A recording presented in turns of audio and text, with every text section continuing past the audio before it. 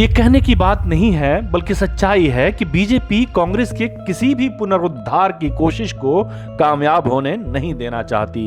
प्रधानमंत्री नरेंद्र मोदी ने अपने 2014 के चुनाव अभियान के दौरान ही कांग्रेस मुक्त भारत का नारा दिया था, लेकिन उस चुनाव अभियान के दौरान उन्होंने विदेशी बैंकों में जमा बेईमान भारतीयों का काला धन वापस लाकर हर भारतीय नागरिक के बैंक खाते में 15-15 लाख रुपए जमा कराने की बात भी की थी। लेकिन बहुत जल्द उनके चुनावी सिपहसालार और तत्कालीन बीजेपी अध्यक्ष अमित शाह ने उसे चुनावी जुमला कहकर बात उड़ा दी थी। यार, लोगों ने यह समझ लिया कि कांग्रेस मुक्त भारत की बात भी चुनावी जुमला था। बात आई गई हो गई, लेकिन केंद्र सरकार कांग्रेस के नेताओं और कांग्रेस की सरकारों के खिलाफ जिस तरह से हाथ धोकर पीछे पड़ी है, उसे देखते हुए अब किसी को किसी तरह के शको शुबे की गुंजाइश नहीं रही कि कांग्रेस मुक्त भारत का जुमला एक चुनावी जुमला ही था। लेकिन इसके बावजूद कांग्रेस काफी सख्त जान साबित हुई है। पंजाब हाथ से गया तो हिमाचल आ गया, महाराष्ट्र में गठबंधन सरकार गई तो बिहार में आ गई।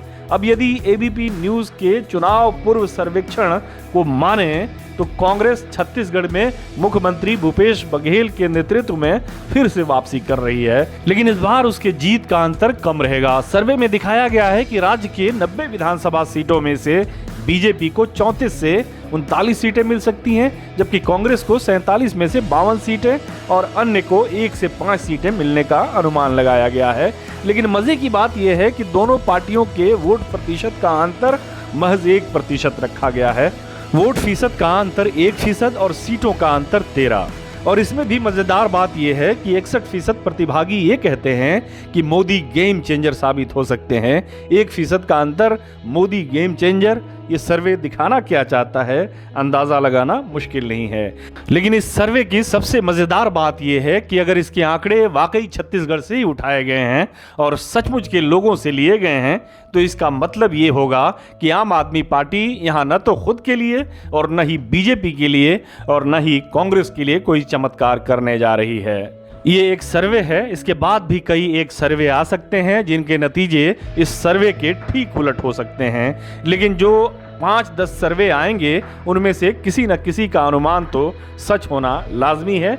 जिस एजेंसी के सर्वे सही साबित होंगे उसका मैनेजर जनता की सहानुभूति बटोरने के लिए किसी टीवी चैनल पर बैठकर आंसू बहाते हुए अपनी विश्वसनीयता का प्रमाण देता हुआ नजर आएगा कि देखो, हमने सही आकलन किया था, लोगों ने हमारा मजाक उड़ाया, सरकार का समर्थक बताया, वगैरह वगैरह। लेकिन एक बात अब अक्सर देखने को मिलती है कि ज्यादातर सर्वे जिस पार्टी को जीतता हुआ दिखाते हैं, आमतौर पर वही पार्टी जीतती है। दरअसल 4 राज्यों में होने वाले चुनाव में कर्नाटक और छत्तीसगढ़ ही 2 ऐसे राज्य हैं जहां कांग्रेस अपनी जीत को लेकर अधिक आश्वस्त है। छत्तीसगढ़ में मुख्यमंत्री भूपेश बघेल सबसे मजबूत विकेट पर खड़े हुए नजर आ रहे हैं। इसी वजह से बीजेपी को अपनी रणनीति बदलते हुए पूर्व मुख्यमंत्री रमन सिंह को दिल्ली बुलाकर पार्टी का राष्ट्रीय उपाध्यक्ष बनाकर बघेल की जातीय समीकरण को तोड़ने की कोशिश में मुख्यमंत्री की कुर्सी खाली रखी हुई है। कुछ राजनीतिक समीक्षकों का मानना है कि इसका लाभ भूपेश बघेल को मिल रहा है, लेकिन बीजेपी राज्य में ऐसा कोई अनोखा प्रयोग नहीं कर रही है। पिछले चुनाव में कांग्रेस इसका कामयाब प्रयोग कर चुकी है। कांग्रेस ने 2018 के चुनाव में किसी के नाम को आगे करने के बजाय कई नामों को मुख्यमंत्री की दौड़ में छोड़ दिया था, जिसका नतीजा ये हुआ कि बीजेपी के कोर वोटर समझे जाने वाले कुर्मी और साहू जाति के लोगों ने कांग्रेस के लिए वोट दिया। नतीजा सबके सामने था। सर्वेकर्ताओं को इस नतीजे पर पहुंचने में बड़ी मशक्कत करनी पड़ी होगी कि वोट प्रतिशत के अंतर को 1% रखा जाए, क्योंकि छोटे राज्यों में ऐसा भी हुआ है कि अधिक वोट प्रतिशत वाली पार्टी को सीटें कम मिली हैं और कम वोट प्रतिशत वाली पार्टी ने अपनी सरकार बना ली है। यहाँ तो खैर सर्वे है, इसमें खुद सर्वेकर्ता कई प्रतिशत के ऊपर नीचे होने की गुंजाइश रखते हैं, लिहाजा बीजेपी के लोगों को अभी से निराश होने की ज़रूरत नहीं है। सर्वे के आंकड़े बता रहे हैं कि 61% लोग नरेंद्र मोदी को गेम चेंजर मान रहे हैं। यानी मोदी के मैदान में आने से चुनाव का मौसम बदल जाएगा। दूसरी तरफ राहुल गांधी को मोदी सरनेम मामले में सजा मिलने और उनकी संसद की सदस्यता रद्द होने के बाद बीजेपी ने ओबीसी अपमान का मुद्दा तो उठाया ही हुआ है। एक और चीज है जो बीजेपी के लिए छत्तीसगढ़ के चुनाव में गेम चेंजर साबित हो सकती है।